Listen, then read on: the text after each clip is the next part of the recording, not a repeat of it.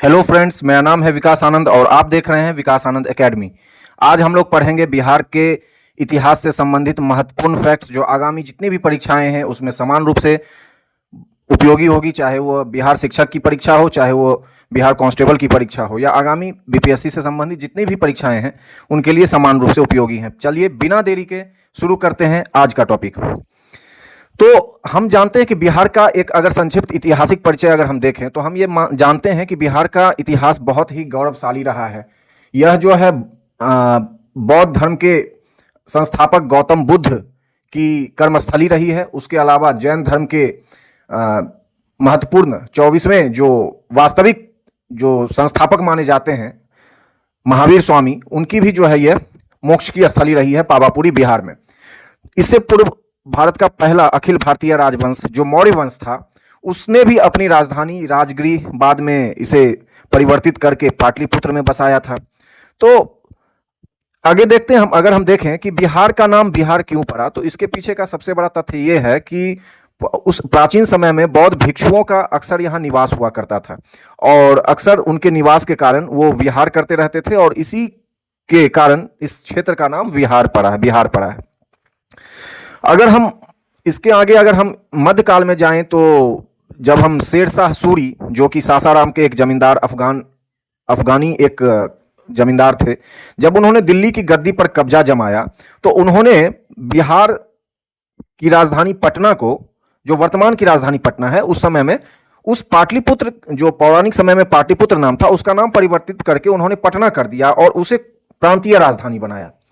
उसके अलावा 1857 की प्रथम स्वतंत्रता संग्राम में बाबू कुंवर सिंह के योगदान को हम भुला नहीं सकते हैं, जब उन्होंने अंग्रेजों के दांत खट्टे कर दिए थे। उसी तरह से 1917 में राष्ट्रपिता महात्मा गांधी ने पहला चंपारण सत्याग्रह जो है यहीं से बिहार की धरती से ही शुरू किया। तो ये सारे फैक्ट्स बहुत ही गौरवशाली क्षण की जो है हमें व्याख्या करते हैं। लेकिन अब आगे हम लोग देखते हैं बिहार के परिचय में स्थापना इसकी कब हुई। तो 1 अप्रैल 1912 को इसकी स्थापना की गई थी। 1 अप्रैल 1912 को इसकी स्थापना हुई। उसके आगे अगर हम बढ़ें तो बिहार दिवस हम मनाते हैं 22 मार्च को। 22 मार्च को हम बिहार दिवस मनाते हैं। 1 अप्रैल 1912 को जब स्थापना हुई तो बिहार दिवस 22 मार्च को मनाने का औचित्य यह था कि 22 मार्च 1912 को एक अधिसूचना के माध्यम से बिहार को बंगाल से अलग करके एक राज्य घोषित कर दिया गया था और इसने सुचारू रूप से कार्य करना 1 अप्रैल 1912 को ही शुरू किया था। इसीलिए बिहार दिवस 22 मार्च को हम लोग मनाते हैं। वर्तमान में बिहार की राजधानी पटना है। इसका उच्च न्यायालय जो है वह भी पटना है। पटना उच्च न्यायालय की स्थापना वर्ष 1916 में की गई थी। राजकीय भाषा हिंदी है। बिहार की राजकीय भाषा हिंदी है और द्वितीय राजकीय भाषा उर्दू है। बिहार की द्वितीय राजकीय भाषा क्या है? तो उर्दू है। राज्य की अन्य भाषाएं मैथिली हैं, भोजपुरी, मगही, अंगिका, वजिका है। इनके क्षेत्रवार हम देख लेते हैं। मैथिली का जो क्षेत्र है वह मिथिलांचल का क्षेत्र है। मिथिलांचल का क्षेत्र मतलब मधुबनी, दरभंगा, सीतामढ़ी, समस्तीपुर आदि का क्षेत्र मिथिलांचल के क्षेत्र में आता है और वहां पर मैथिली भाषा बोली जाती है। भोजपुरी का क्षेत्र जो है बक्सर, आरा, बक्सर, रोहतास, कैमूर, इन सब क्षेत्रों में भोजपुरी भाषा का खासा वर्चस्व है। मगही गया, नवादा आदि के क्षेत्रों में बोली जाती है। अंगिका भागलपुर और बांका के क्षेत्र में बोली जाती है। वज्जिका जो है वह वैशाली और मुजफ्फरपुर के क्षेत्र में बोली जाती है। राज्य के प्रतीक चिन्ह पर आते हैं। राज्य के प्रतीक चिन्ह में राजकीय पशु बैल है। पूर्व में बैल से पहले वर्ष 2013 से पहले राजकीय पशु बिहार का रीछ, लेकिन वर्तमान में यह बैल है। पूर्व में यह क्या था? रीछ। नेक्स्ट हम आगे बढ़ते हैं। राजकीय पक्षी क्या है? गौरैया है। राजकीय पक्षी गौरैया है, लेकिन पूर्व में 2013 से पूर्व में यह नीलकंठ था। नीलकंठ परीक्षा में यह पूछा जा सकता है कि पूर्व में क्या था। अभी तो यह गौरैया है लेकिन पूर्व में यह नीलकंठ था। राजकीय पुष्प क्या है? गेंदा का फूल है। गेंदा का फूल बिहार का राजकीय पुष्प है। राजकीय वृक्ष पीपल का वृक्ष है और राजकीय चिन्ह जो बोधि वृक्ष है। राजकीय चिन्ह का मतलब जितने भी सरकारी दस्तावेज होते हैं गैजेटेड, उस पर राजकीय चिन्ह के रूप में बोधि वृक्ष का अंकित किया जाता है। बोधि वृक्ष का एक आध्यात्मिक महत्व है, क्योंकि भगवान बुद्ध जो है उन्होंने ज्ञान की प्राप्ति जो है बोध गया बिहार में की थी। बोधि वृक्ष के नीचे ही उन्हें ज्ञान की प्राप्ति हुई थी, इसीलिए इसको स्मृति में रखने के लिए राजकीय चिन्ह को बोधि वृक्ष रखा गया है। राजकीय मछली जो है वह मांगुर है। राजकीय मछली क्या है? मांगुर है। उसके बाद अगर हम बात करें तो राज्य का महापर्व क्या है? छठ है। सिर्फ बिहार में ही नहीं बल्कि यह भारत के विभिन्न क्षेत्रों में हर्ष और उल्लास के साथ मनाया जाता है छठ। उसके अलावा अगर हम देखें तो बिहार का जो सर्वोच्च शिखर है वह सोमेश्वर की पहाड़ी है। सोमेश्वर की पहाड़ी बिहार के पश्चिमी चंपारण जिले में अवस्थित है और इसकी ऊंचाई जो है 874 मीटर है और यह सर्वोच्च शिखर है बिहार की। ये बता दें कि यह शिवालिक रेंज का हिस्सा है और सोमेश्वर की जो सर्वोच्च चोटी है वह बिहार को नेपाल से अलग भी करती है। ये भी इंपॉर्टेंट फैक्ट्स हैं, याद रखना है। तो नेक्स्ट हम लोग आगे बढ़ेंगे। बिहार का शोक किसे कहते हैं? बिहार का शोक कोसी नदी को कहते हैं। बिहार का शोक कोसी नदी है। कोसी नदी जो है आपको प्रत्येक वर्ष जो है जान माल की क्षति करती है और अर्थव्यवस्था का भी भयंकर नुकसान होता है कोसी नदी के कारण। सहरसा, सुपौल, मधेपुरा, पूर्णिया आदि के क्षेत्र में कोसी नदी का जो विस्तार क्षेत्र है और प्रत्येक वर्ष इससे बाढ़ आती है। अगला है, नेक्स्ट है, आगे बढ़ते हैं और देखते हैं बिहार के भूगोल के बारे में।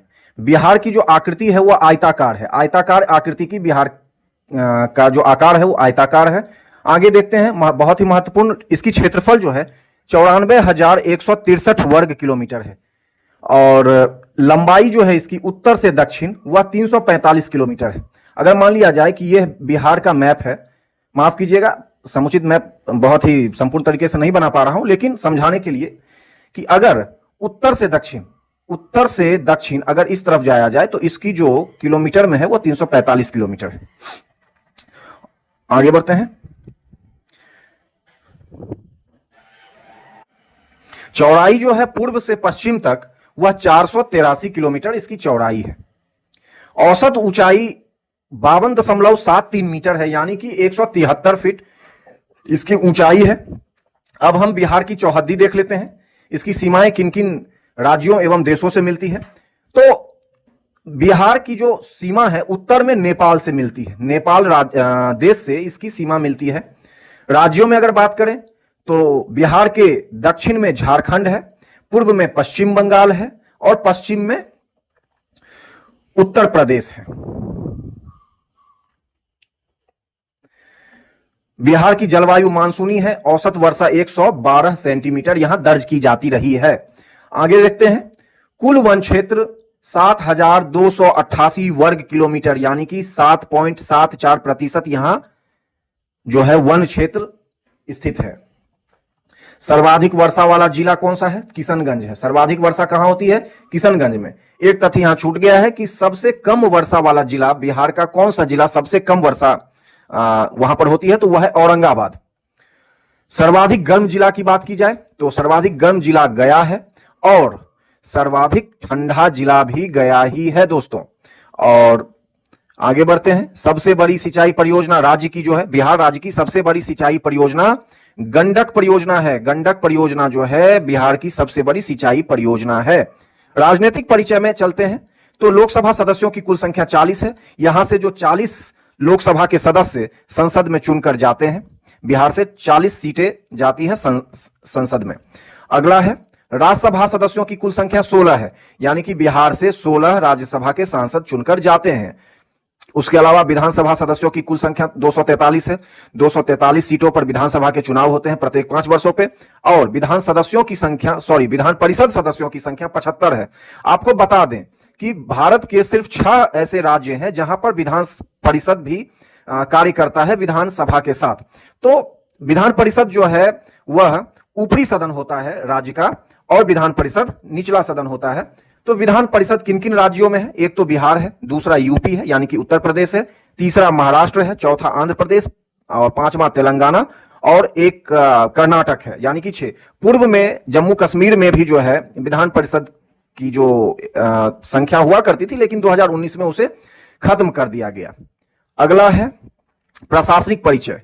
प्रमंडलों की कुल संख्या 9 है। बिहार में कुल 9 प्रमंडल हैं, याद रखिएगा सब। पटना 1, दूसरा मगध, तीसरा सारण और चौथा तिरहुत, पांचवा कोसी,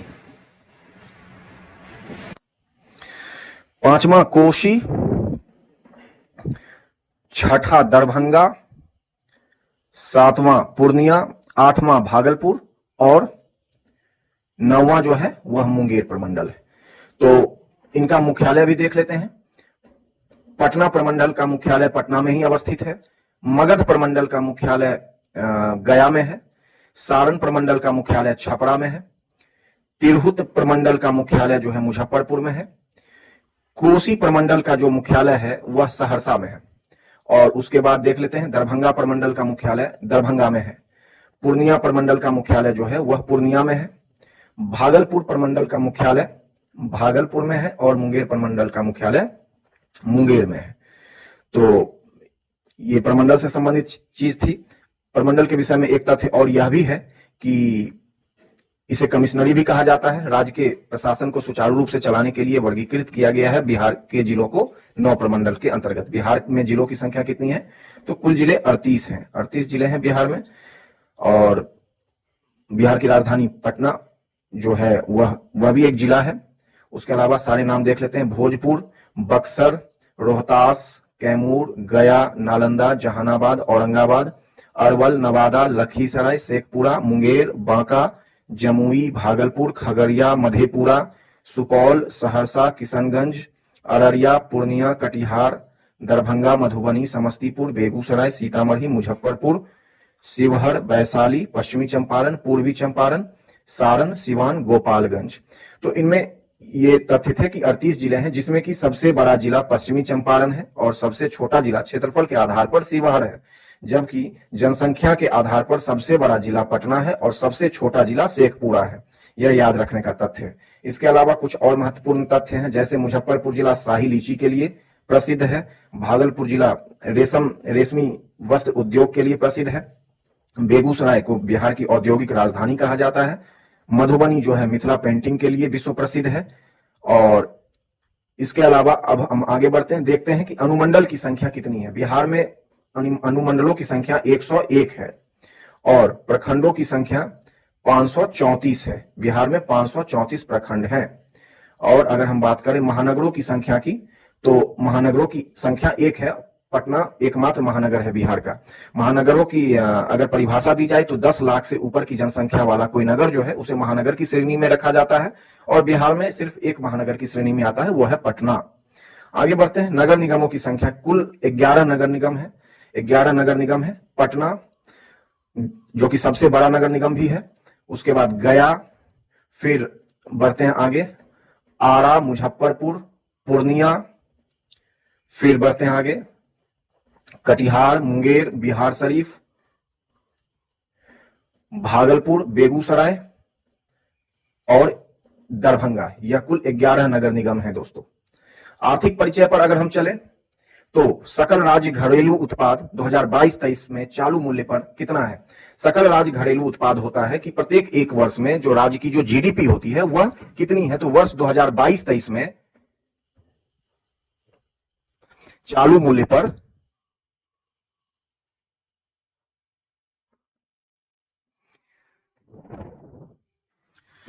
सकल राज्य घरेलू उत्पाद के बाद हम देखते हैं कि बिहार की जो प्रति व्यक्ति आय है वर्ष 2022-23 में वर्तमान मूल्य पर 54,383 रुपए है। तो ये जो है फैक्ट्स थे कि 54,383 प्रति व्यक्ति आय बिहार की है। आप हमारे चैनल विकास आनंद एकेडमी को लाइक कीजिए, सब्सक्राइब कीजिए और आगे बने रहिए नए अपडेट्स के लिए। तब तक के लिए आप लोगों का बहुत बहुत धन्यवाद।